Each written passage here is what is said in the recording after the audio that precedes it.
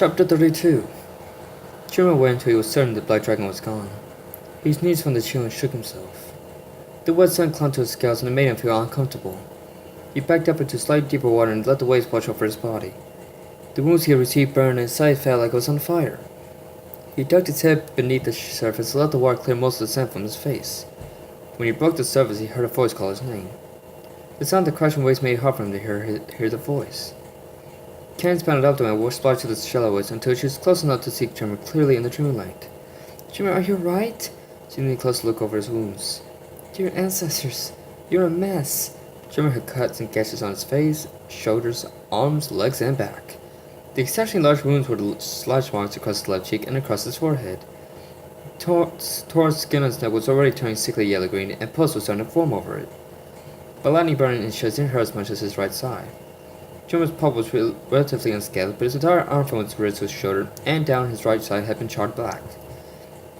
Pain was incredible and turned his best to hide it as the waves brushed against him. I felt worse pain. He shrugged and was about to walk around her when Candace stopped him. "Hold on," she ordered. "Let's try and get that sound out of your eyes first." "It's alright, Candy." Jimmy tried to move around her again. "No, it's not. Now sit still or I'll kill you myself." Fine." Jimmy sighed irritably. Candace stood on her hind legs and placed her paw on Tremor's cheeks, paying special mind to his cuts. She forced him over to keep infection down and allowed her to continue with her work. She gently coaxed Tremor's eyes open. They were red and bloodshot from the singing sand and lack of sleep. The ice guy opened her mouth and breathed softly into Tremor's face. The fever cooled the burning in his eyes and he began to relax. Back at the heat Rangers, Flame and Stella watched the dragons and served together. Flame noticed the way Stella looked at them and bumped her side. "Hey, are you alright?" "I don't know," Stella sighed. She suddenly felt drained, physically and emotionally. "I need to think for a little while." She turned her head up the beach towards the forest. Candace exhaled for almost 5 minutes before taking in another breath. Jim's eyes were wet from the melted ice particles, allowing his eyes to clean themselves of sand and salt. Candace stopped when the earth dragon finally blinked. "How's that? Feel better?" Jim blinked the excess water from his eyes. He felt refreshed, and he almost forgot about the pain that coursed through his body. A lot better. His vision clearly was able to see the ice dragon as clearly. The waves seemed to have settled down as they washed against her sides, causing the water drops to shine like diamonds in the moonlight. Jim felt his heart skip a beat.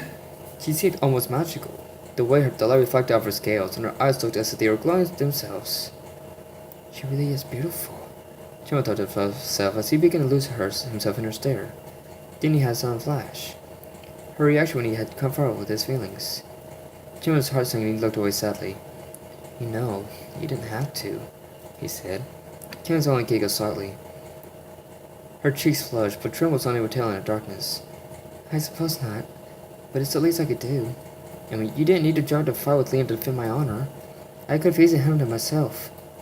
"Of course I did," Trim muttered. He looked back to her. "I won't let anyone say that you're anything less than the fantastic dragoness that you are. You've dealt with the Guardian's training, the wolves, and even more you've dealt with me. To say that you're anything less than anything I feel is a personal insult." "Trimmer." Candace felt her heart begin to race again. The feeling she had felt when she had kissed Trimmer was beginning to swell up inside her again.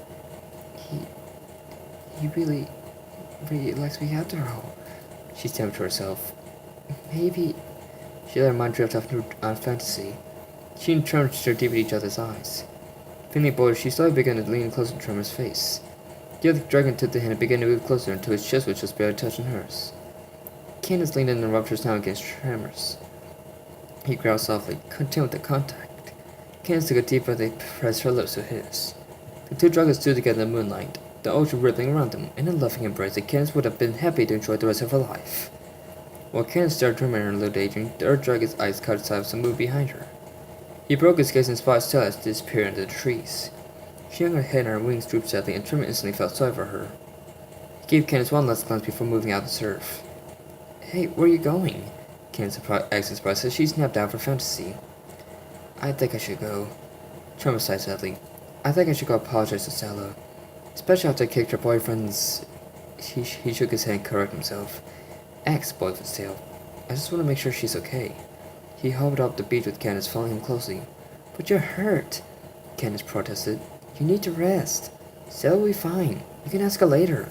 I'll go to make sure she's okay now. Trump turned to her and gave her a stern look. I know you don't like me the way his voice shut off. I know she's just a friend of fellow guardian, but I care about all of you. And I don't want to wait and risk losing another friend. He looked back towards the trees and spread his wings. With a limp leap, he got himself airborne and flew up towards Candace behind, wet and alone. The Asgardian felt numb and her body was trembling. When Tremor had disappeared over the tree trunk, she finally got herself composed.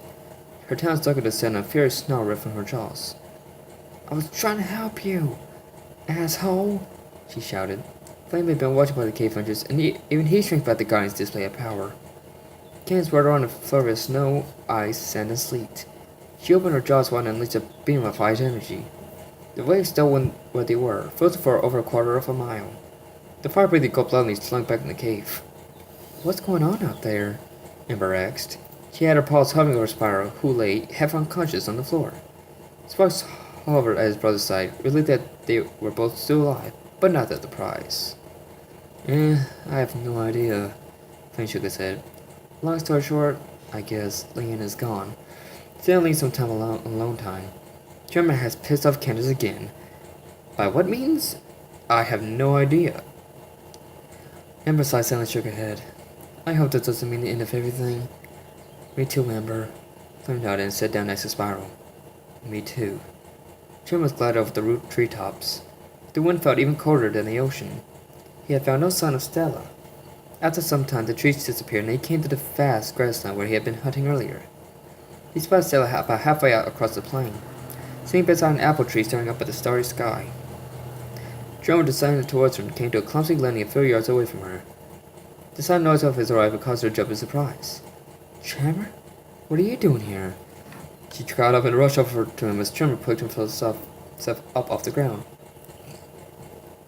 I saw you disappear and I wanted to make sure you're okay. He groaned and Wednesday set pressure onto his burned leg. I'm fine, so I assured him. You shouldn't have come here in your condition, though. Tremor gave a half-hearted laugh. Clearly, Candace had touched how stubborn I can really be. Sarah raised her brows softly. I guess not. But even still, I just felt I should apologize now for, well, you know. He turned away slightly, afraid of catching her eyes. Sarah sighed and smiled softly. You don't need to apologize. Leanne was out of line. I now would have had the nerve to do what you did. You mean you're not mad? No, not really. Not at you, anyways. Stella shook her head. I'm sure everyone else would have just stood there getting mad at each other. Oh, I'm sorry to say it, but that jerk had it coming. Sarah just shook her head. I think it's really sweet of you.